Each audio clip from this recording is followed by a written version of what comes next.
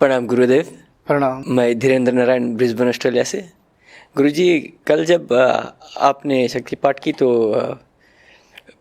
मूलाधार में कंपन बट बहुत धीमी की तरह हुई और जैसे चोटी रेंगती पर बहुत धीमी की तरह रेंगती थी गुरुजी, और मस्तिष्क पर सीधी की तरह खिंचा होती थी।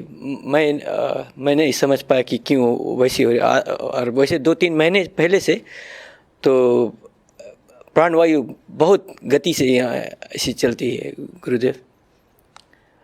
और कल रात को जब यहाँ से मैं सोने गया तो एक स्वप्न आई कि जैसे मैदान में हम फोटो खींचने गए थे, उसके इस पार एक स्पोर्ट्स ग्राउंड थी, वैसे ही कुछ थी, ज़रा मैली सी थी। और एक शेड, मुझे नहीं मालूम हिंदी में कैसे शेड की तरह होते, जहाँ नीचे खड़े रहते लोग, कभी शादी हो तो वैसे शेड की तरह बने रहते। तो आप थे और मैं था, मुझे कुछ काम दिया गया था। तो मैंने मालूम नहीं क्या किया पर कर दिया, और आप बड़े खुश हुए। आपकी मुस्कान देखकर मुझे समझ में आया कि आप बहुत खुश हैं। फिर घूमकर मैदान की ओर देखा तो पीली रंग की पौधे पूरे मैदान में भरे हुए थे।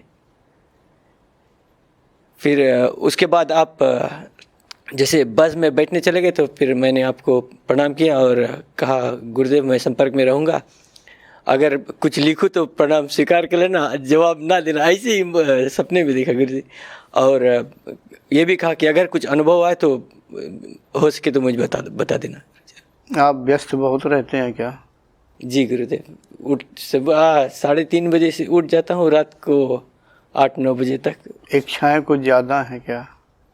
जी नहीं, वो काम ही वैसी है गुरुदेव। और वो जो घास दिख रही है उसका अर्थ होता है कुछ? अच्छा, जिम्मेवारी तो एक बेटी की शादी किसी तरह हो जाए तो मेरा जिम्मेवारी भी खलास गुरुदेव, वो कर्तव्य है, पर मेरा कर्म है अपने आप को सिद्ध करनी गुरुदेव। अब बेटी की शादी तो उचित समय पर ही होगी। जी गुरुदेव। उस विषय में मैं तो कुछ नहीं बोल पाऊँगा, लेकिन आपने जो यहाँ कहा कि मूलाधार में आपको कुछ होता है, तो आप अभ्यास करें, समय निकालें, अभ्यास करें, तो अभी कुछ होता है, धीरे होता है, ज़्यादा होने लगेगा, शुद्धता बढ़ेगी, ज़्यादा होने लगेगी। क्योंकि आप वहाँ पुणे में भी गए थे और ऑस्ट्रेलिया से यहाँ भी आ रहे हैं, तो मैं यही सोचा था कि कुछ ना कुछ आपको अनुभूति हो। लेके तो सभी जा रहे हैं, मैंने सभी को समान रूप से एक जैसा दिया। हाँ, कुछ साधकों को मैंने कर्मों पर प्रहार किया, यानी विशेष रूप से प्रेशर मारा, अलग हो जाए, हुए भी। वैसे समान रूप से मैंने सभी को एक समान शक्तिपात किया। किसी को महसूस हुआ, किसी को नहीं। आपको जो कम महसूस हुआ वो आपके अंतःकरण की अशुद्धता के कारण होता है, वो कम महसूस। जब चित्त एक विशेष अवस्था, यानी एक ना महसूस कराने वाली अवस्था में होता है, यानी ज़्यादा मलिन जैसा होता है, तो ऐसे चैतन्य शक्ति को कम महसूस करा पाता। और चित्त जब अधिक स्वच्छ हो जाएगा, इस अवस्था जो आज की अवस्था है, तो वही चीज़ ऐसा वो गई कहीं नहीं है, वो आपके शरीर के अंदर ही है। जो मैं शक्तिपात करता हूँ वो जाती कहीं नहीं है।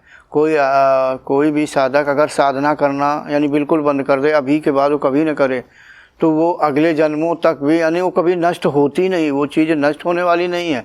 कहीं न कहीं वो ऐसी जगह पर होगी और बाहर से ऊपर से तमोगुण का आवरण चढ़ा होगा। जैसे दीपक को घड़े के अंदर रख के और घड़े को भी पैक कर दो, यानी मुंह बंद कर दो, तो दीपक अंदर ही रहता है, ठीक है। हालांकि ऐसा करोगे तो उसे ऑक्सीजन नहीं, यानी हवा नहीं मिलेगी, तो बुझ जाएगा। लेकिन चेतन में शक्ति जहाँ भी होती है वो बनी रहती है। तो कहने का मतलब कि आप अभ्यास करिए, थोड़ा और समय निकालिए, तो आपको जो अनुभूति मूलाधार में हो रही है ज़्यादा होगी। धन्यवाद गुरुजी। गुरुजी, मैं विश्वास करता हूँ, पिछले बार से ही मैं विश्वास करता हूँ कि आपने उस समय भी कहा था चाहे कुछ भी हो आपकी शक्ति मेरे में है, और उसी विश्वास से मैंने और बढ़ाई, और अब जाकर और ज़्यादा करनी है, क्योंकि मुझे करनी है बस। धन्यवाद गुरु जी।